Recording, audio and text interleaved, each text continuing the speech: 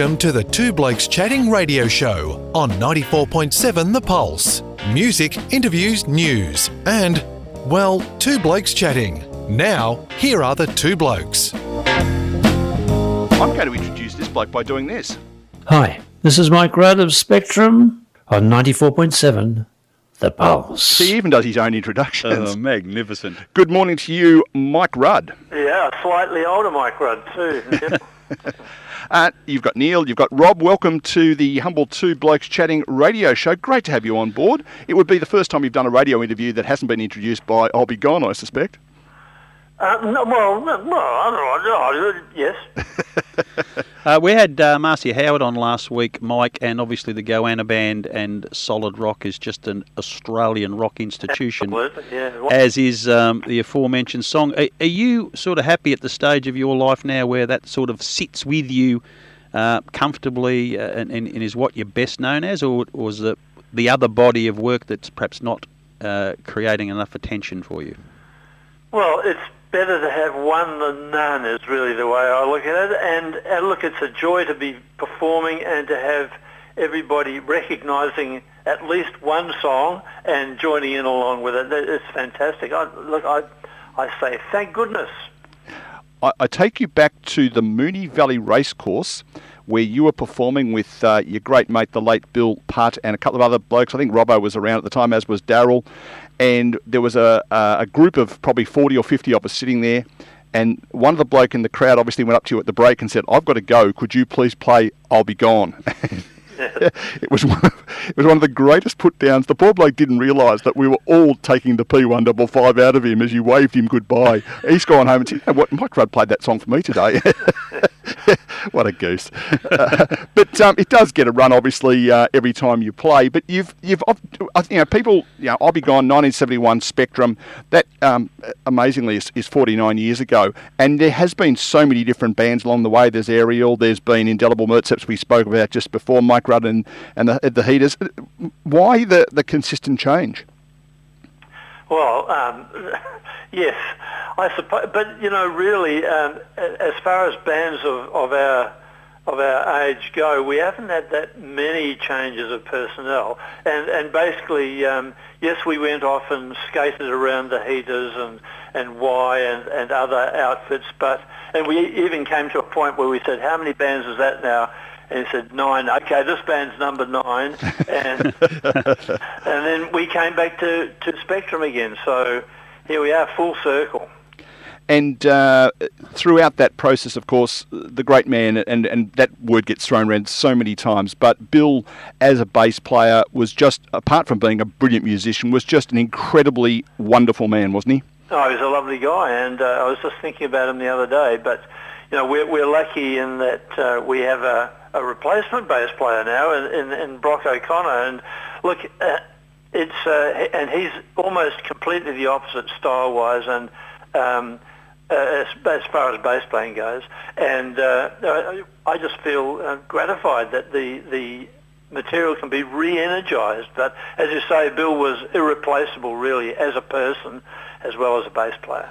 Speaking of greats of Australian music, that song which we've sort of welded to you as your song, I'll Be Gone, it's been covered by so many really prominent Australian musicians. Is that just a real sign of flattery to you?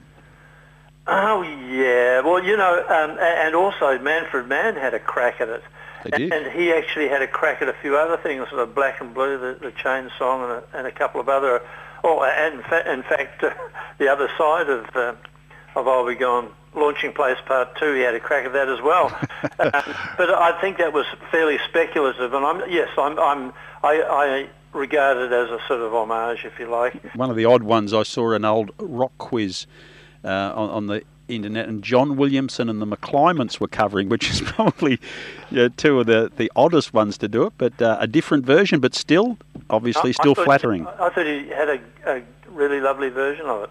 Yeah. Because when we did my first time I interviewed Mike, we've been doing this on various radio stations for about 10 years, I suppose now, Mike. Yes. And I actually got hold of 12 different versions of it and played a snippet and asked Mike to identify it. I gave him a list of who they were. He had to at least choose, but that was a bit of fun, and I think he got every one of them right eventually. Yeah, well, there is an album that we put together of versions, and some of them were actually commissioned for the album.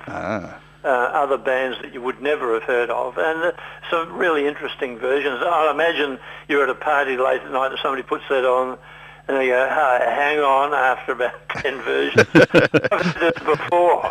The needle's stuck. So fast forward to now, you've got various ensembles, including Brendan from Madder Lake. Yes. And you obviously at the moment are not playing. This must have been, just the worst thing possible for musos to run into what's gone on in the last 3 or 4 months. Yeah, well, in a way, but also in a way, it's been good for me personally because, excuse me, I've been able to get into the studio, which I don't usually get to do, and I'm starting to getting to the point of actually having to complete something, which would be fantastic. And what, this is going to be Spectrum number 43 or something? You went through Breathing Space, wasn't it? Breathing Space, then Breathing Space 2, then is it going to be the next one in the series? No, I think we have to call. I think with Bill's passing, that sort of marks the end of that. And I think it's just at the moment it's just me in the studio and having a bit of fun. Look, we did get together just about a couple of weeks ago for the Victorian Seniors Festival, reimagined, and that's up on YouTube as we speak. It's worth catching up. We did a version of Keep On Dancing with me, and I did a solo version of I'll Be Gone, the B version, which is, so it's worth checking out. And that would be, of course, after 11 o'clock, because people are going to be riveted to the radio until then, of course. Right at the moment, yes, they're riveted. Yes, that's the only way we can get people to listen. Tell them that they're riveted. Yeah, that's it. So the plan of attack, I would assume, is once this is all over and done with and we can get back to some venues, that you and the boys will be out on the road again? Well, that is the plan, I think there's going to be a lot of changes, one way or the other, that's when this is over. But first, it's got to be over. Yeah, absolutely. I mean, one of the things, Rob, is, you think of bands and, you think of big venues and stuff. The last 2 places I've seen, last 3 places I've seen Spectrum, one was the St Andrews pub. The second, which houses, what, Mike, 50? If they all stand next to one another, social distancing, 12. Yeah. Then at the Moonee Valley one that I spoke about, and down at the we can name this one because they're a sponsor, the Piping Hot Chicken Shop in Ocean Grove. Yep. Standing shoulder to shoulder, we've got 15 people in there at the time, Mike. Yeah, well, that's the thing, isn't it? But it's just so great because you're so close to the action. Yeah. Yes, I think it is good. We love playing the smaller venues. I think they're the most honest venues. You can't hide anything there, and it's great for us. So we're right face to face with people. Except for the smell of that gravy and chips coming from the other side of the shop, which must have made it difficult to sing. Oh, look, I love I love the chicken shops burgers. They're the best. They are pretty good, aren't they? Now, Mike, my research says that you followed Clary Grimmett, Farlap, and Tim Finn across the Dutch. Do you still have any emotional connection to New Zealand? Because we still have this sort of social war with them to a degree, that although we're pretty friendly at the moment, but normally over the years there's been a bit of cultural war. Look, I think a lot of New Zealand players came over in the 60s and 70s from New Zealand because, New Zealand's a small place and it seems a natural progression. Things have actually enticed us since I came over, and I think that there's so much of an affinity between the two nations, if you must call them that. There's such an affinity between the people that it's a shame to call any difference at all. Yeah, and it I know it's always a sense of distress for particularly New Zealanders when we suggest this, but it's almost another couple of states of Australia, isn't it, in terms of the close ties? Yeah, yeah, absolutely, and I think it's nice. I mean, Australia set up a state system which is kind of competitive in a way, and New Zealand would kind of fit into it. In fact, with rugby league, of course, that's exactly what's happened. Absolutely. Well, they've all had to come over here to play, haven't they? They've effectively emigrated. Stuck here.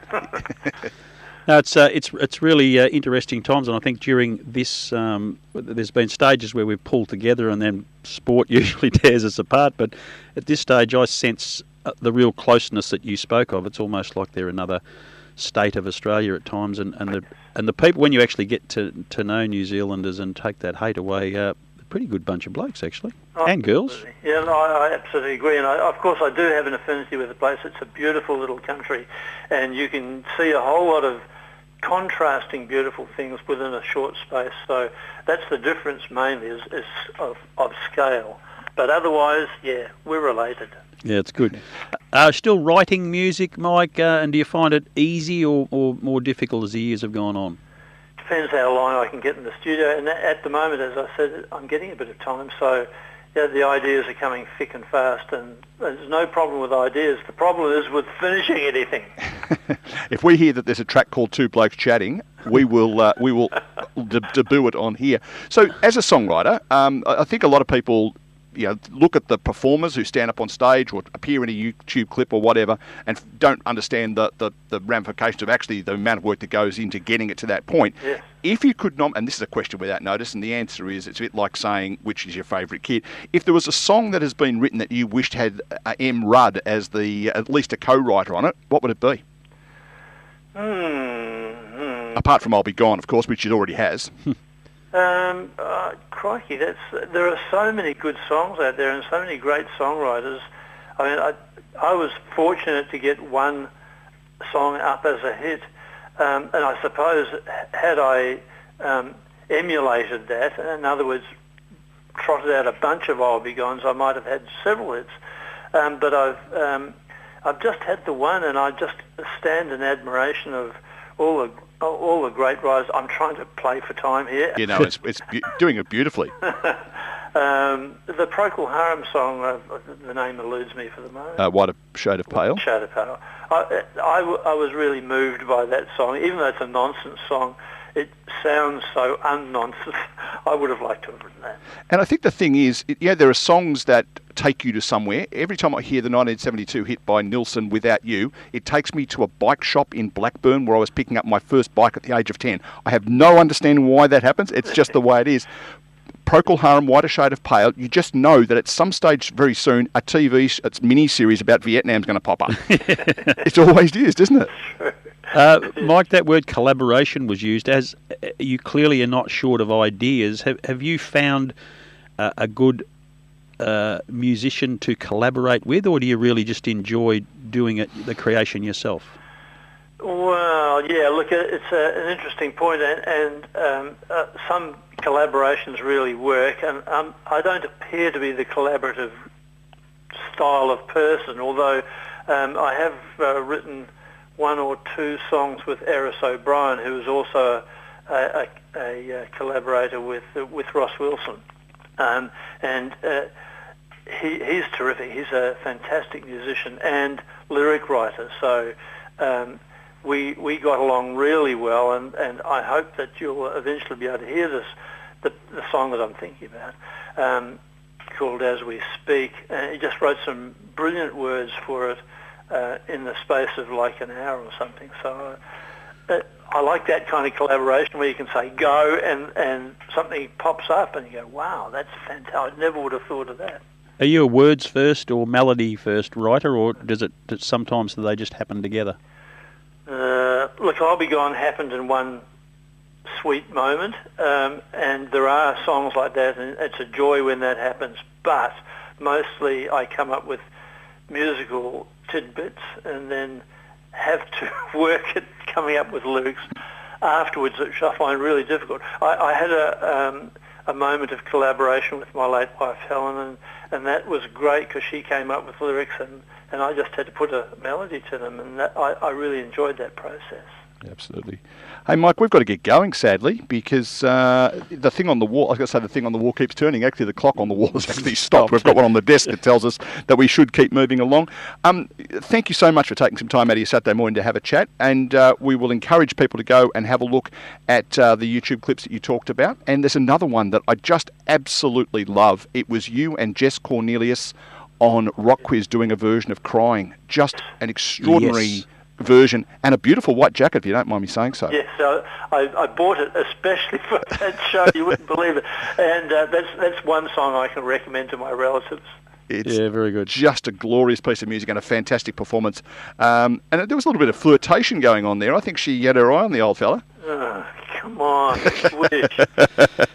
Mike, I know Neil is a music buff, loves it. I'm not so much, but I want to congratulate you on your career, and hopefully you continue to search for that next I'll Be Gone, because it may very well be just sitting in the back of your mind ready to pop out. So good luck in the studio. Thanks, Rob. I really appreciate it. Lovely talking to you, blokes. Thanks very much, Mike Rudd. There he is. What an absolute legend of Australian music. He's is a that ripper, man. all right.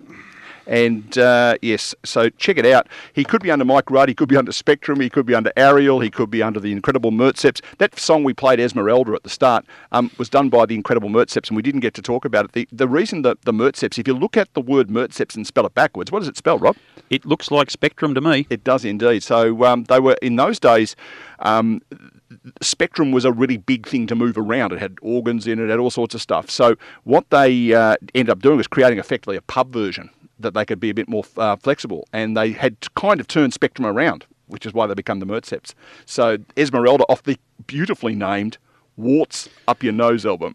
And, the thing I like about that song, and it revisited doing some preparation this week, is there's been songs that the bagpipe's synonymous, or it might be the trumpet or the trombone or something, but the mouth organ, just rarely used in a rock situation, but that's just the signature part of it, isn't it? As it is with I'll Be Gone. Yeah. Yeah, so it's just extraordinary use of the harmonica. He actually teaches harmonica. That's another thing that he does in his spare time.